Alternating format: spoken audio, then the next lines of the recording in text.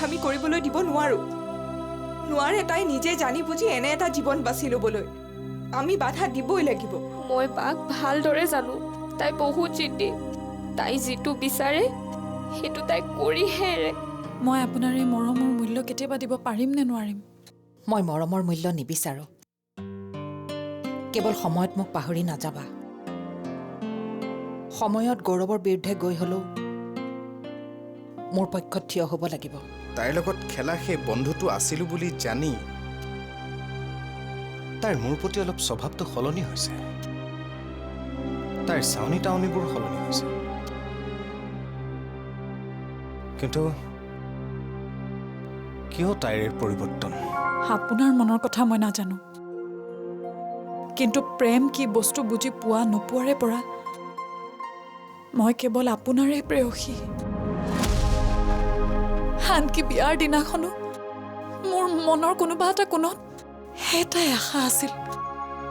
মোৰ মনৰ মানুহজন আহিব তুমি কাইলৈ তাইৰ ওচৰলৈ যোৱা আৰু তাইক তুমি বুজোৱা আৰু আনফালে মই মোৰ কাম কৰিম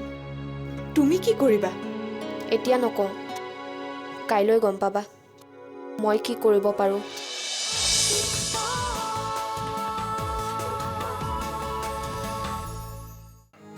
মই বেয়া মানুহ নহয় মাথো মই মোৰ ঘৰখনৰ কথা মোৰ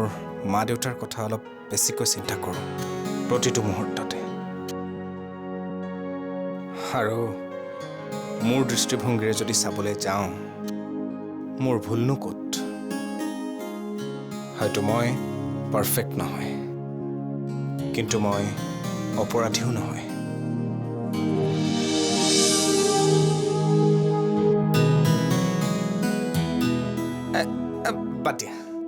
বাদ দিয়া সেইবোৰ কথা এতিয়া পুৰণি কথাবোৰ পাহৰি বৰ্তমানৰ ভৱিষ্যতৰ কথা চিন্তা কৰোঁ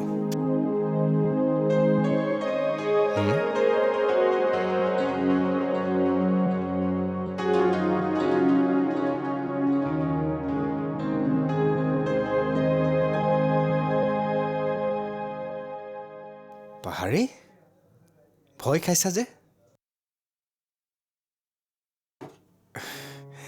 এতিয়াতো মোৰ অধিকাৰ আছে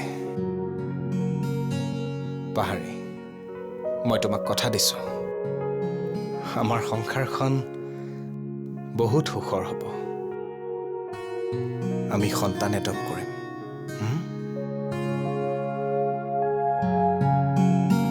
মোৰ সন্তান জন্ম দিয়াৰ ক্ষমতা নাথাকিলেও আমি জানো ভাল পিতৃ মাতৃ হ'ব নোৱাৰোঁ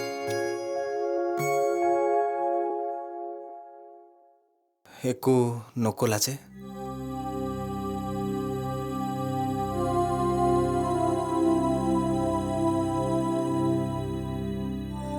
তুমি বিচৰা নাই নেকি সন্তান এডপ্ট কৰিবলৈ মোক অলপ সময় দিয়ক মই এতিয়া এইবোৰ ভাবিব পৰা হোৱা নাই মোৰ মনটো অলপ অস্থিৰ হৈ আছে মোক স্থিৰ হ'বলৈ দিয়ক আপুনি বিচাৰিছিল কি এগৰাকী পত্নী আৰু এইখন ঘৰৰ বোৱাৰী মই দুয়োটা দায়িত্ব পালন কৰিব বিচাৰিছোঁ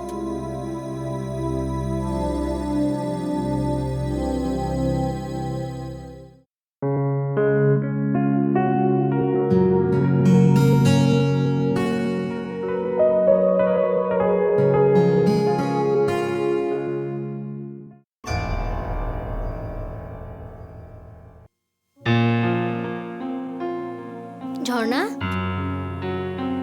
তই কলৈ যাওনো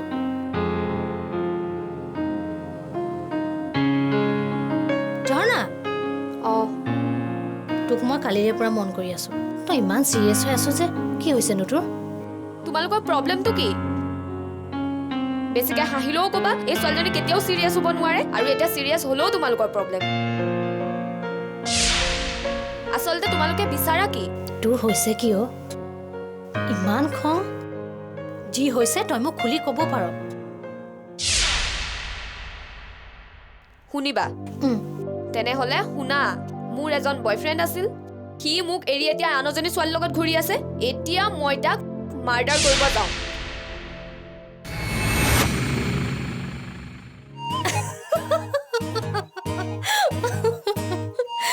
কি যে হ'ব নহয় এই ছোৱালীজনীৰ অন্নবৰতে খালি দামালি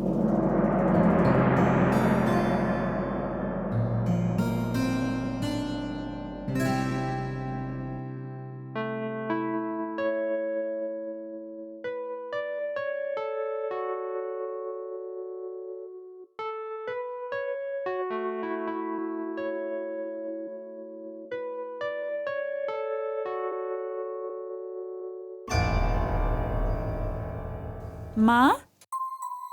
আজিৰ পৰা নহ'লে আপুনি ৰন্ধা বঢ়া কামবোৰ কৰিব নালাগে দিয়ক যি আছে ময়ে কৰিম আপুনি মাত্ৰ ঘৰৰ মানুহে কি কি খাই ভাল পায় মোক ক'লেই হ'ল তুমি কাম কৰিব নালাগে নহয় আমাৰ কাম কৰাজনী আহেতো নহয় মা ঘৰৰ মানুহবোৰক নিজে ৰান্ধি খোৱাৰ আনন্দই সুকীয়া সেইটো হয় বাৰু কিন্তু সকলো কাম তুমি অকলে কৰিব নালাগে ময়ো সহায় কৰি দিম নহয় মা ইমান দিনে আপুনি আপোনাৰ দায়িত্ববোৰ সুন্দৰকৈ পালন কৰিলে এতিয়া আপুনি অকণমান আৰাম কৰক আৰু এনেও বোৱাৰী আহিল নহয় শাহুৱে এতিয়া অকণমান আৰাম কৰিব পাৰে মই সেইজনী শাহু নহয় দেই বাৰু বনাব খুজিছা যেতিয়া বনোৱা কিবা হেল্প লাগিলে ক'বা হ'ব দিয়ক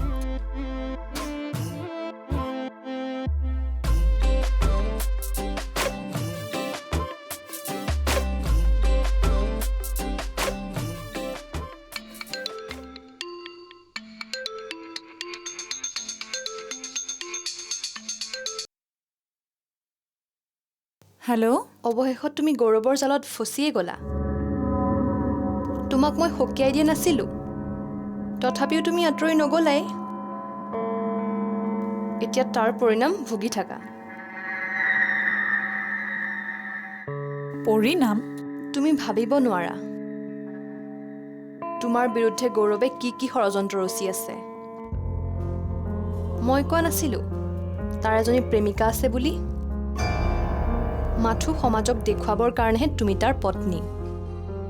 তাৰ মনত এতিয়াও সেই ছোৱালীজনীয়ে আছে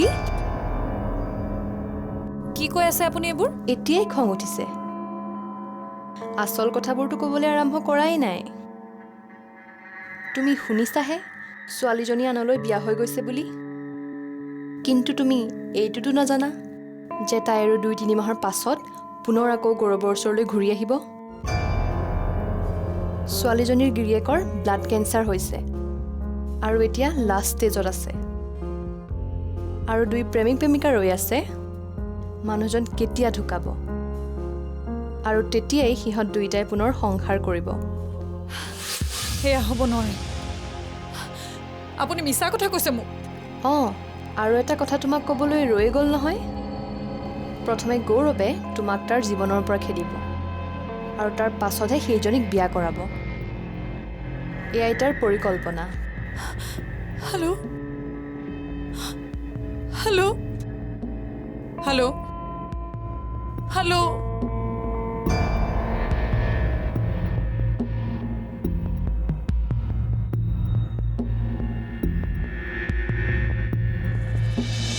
এইখিনি সময়ত তই সাহসী হ'বই লাগিব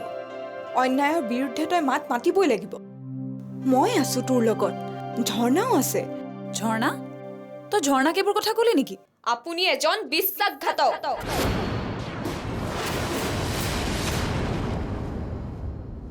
নাভাবিব আপুনি ইমান ডাঙৰ অপৰাধ কৰি বাচি যাব পাৰিব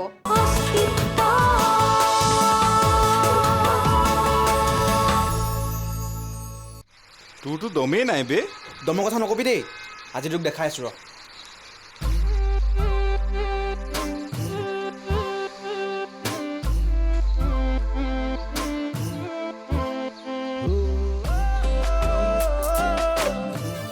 হাই মই তন্ময় মই মানে তোমাক এইপিনেৰে অহা যোৱা কৰি থকা দেখিয়ে থাকোঁ ভাবিলোঁ চিনাকি হৈ লওঁ অঁ ময়ো প্ৰায় তোমালোকক ইয়াতে দেখা পাওঁ অ' বাই দ্য ৱে মই শিখা মই ইয়াতে অলপ আগত ভাড়াঘৰ এটাত থাকোঁ মোৰো ঘৰ ইয়াতে মানে ওচৰতে তোমাক লগ পাই ভাল লাগিল শিখা আৰু নেক্সট লগ পালে মাতষাৰ নিদিয়াকৈ নাযাবা চিয়'ৰ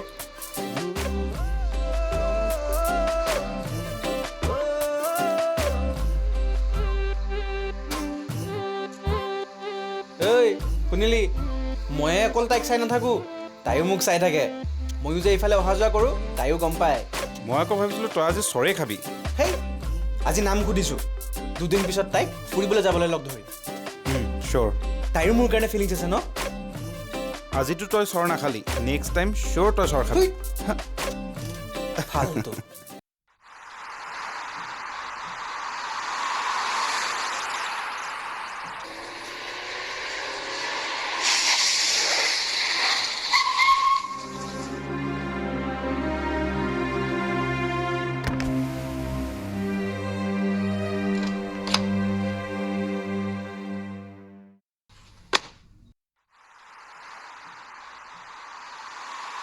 ঝৰ্ণা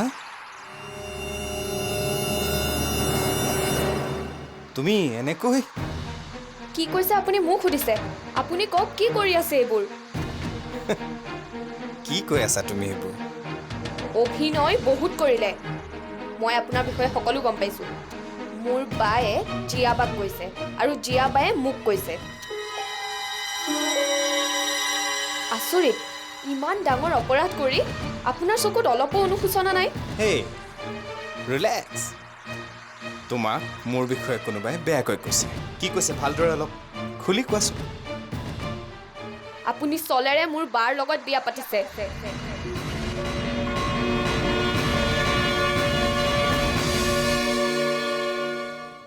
আপুনি এজন বিশ্বাসঘাতক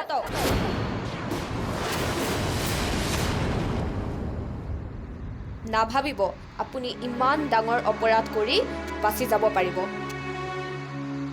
বায়ে আপোনাক ক্ষমা কৰি দিলেও মই নকৰোঁ সেই ভুলৰ শাস্তিটো আপুনি পাবই এতিয়া কওক কি শাস্তি দিয়া যায় আপোনাক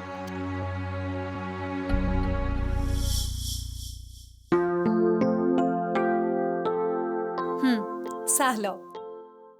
তই শুনিছ নহয় পাহাৰী জীৱনটো এনেকৈ নচলে তই সিদ্ধান্ত সলাই ল আকৌ কৈছোঁ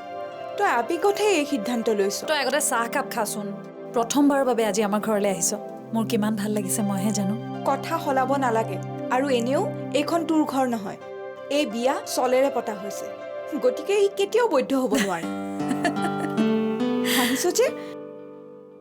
সমাজৰ আগত হোমক সাক্ষী কৰি হোৱা বিয়াখন কেনেকৈ অবৈধ হ'ব পাৰে তই কচোন চা পাহাৰী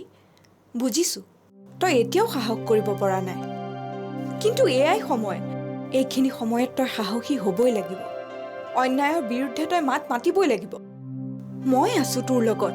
ঝৰ্ণাও আছে ঝৰ্ণা তই ঝৰ্ণাক এইবোৰ কথা ক'লি নেকি নাই নাই তাইক এইবোৰ কোৱা নাই তোৰ বিপদ হ'লে তাইতো থাকিবই মোৰ যে ভয় লাগি গৈছিল জাননে তই এইবোৰ কথা কিন্তু ঝৰ্ণাক নকবি দেই তাইৰ কথাবোৰ জানোৱেই নহয় মস্ত পাগলী গম পালে কি কৰিব একো ঠিক নাই এই 24 ঘণ্টাৰ ভিতৰত মোৰ বাক আপুনি ঘৰত থৈ আহক আৰু সকলোৰে আগত পাব্লিকেলি সঁচা কথা কৈ দিয়ক নাজানো দেই পাহাৰী কোন সঁচা কোন মিছা কিন্তু এই গৌৰৱে যে নিজৰ মাজত সেই ৰহস্য লৈ ফুৰিছে সেইটো খাটাং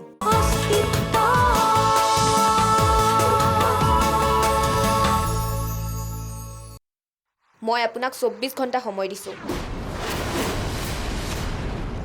এই 24 ঘণ্টাৰ ভিতৰত মোৰ বাক আপুনি ঘৰত থৈ আহক আৰু সকলোৰে আগত পাব্লিকেলি সঁচা কথা কৈ দিয়ক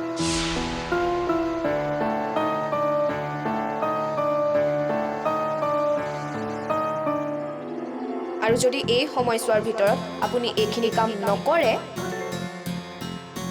মই আপোনাৰ মুখা খুলিম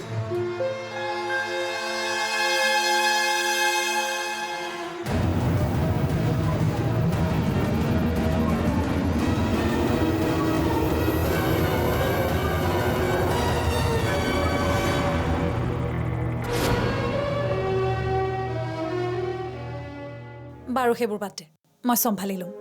মোৰ কিবা অন্য এটা কথাক লৈহে বৰকৈ চিন্তা হৈ আছে জাননে কি কথা এইকেইদিন মোক ছোৱালী এজনীয়ে ফোন কৰি থাকে আচৰিত ধৰণৰ কথা কিছুমান কৈ আছে গৌৰৱৰ বিষয়ে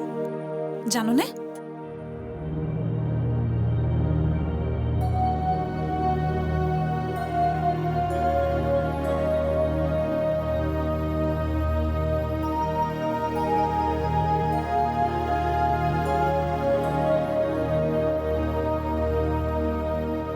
নাজানো দেই পাহাৰী, কোন সঁচা কোন মিছা। কিন্তু এই গৌৰৱে যে নিজৰ মাজত সেই ৰহস্য লৈ ফুৰিছে সেইটো খাটাং। চাওঁ নাম্বাৰটো দেচোন। চিমখন কাৰ নামত আছে মই উলিয়াব পাৰিম।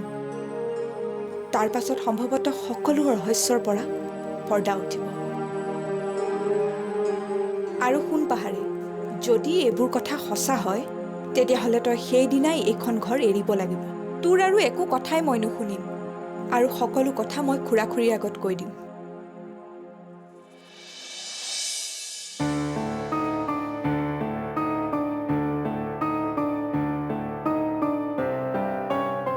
মই আপোনাক 24 ঘণ্টা সময় দিছোঁ। এই 24 ঘণ্টাৰ ভিতৰত মোৰ বাক আপুনি ঘৰত থৈ আহক আৰু সকলোৰে আগত পাব্লিকেলি সঁচা কথা কৈ দিয়ক।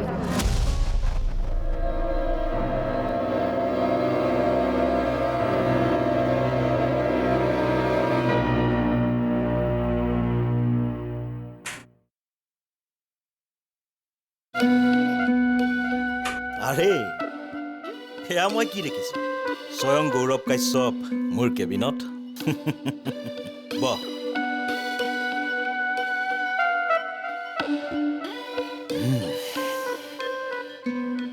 ভাল বুদ্ধি লাগিলেতো তই মোৰ ওচৰলৈ নাহ।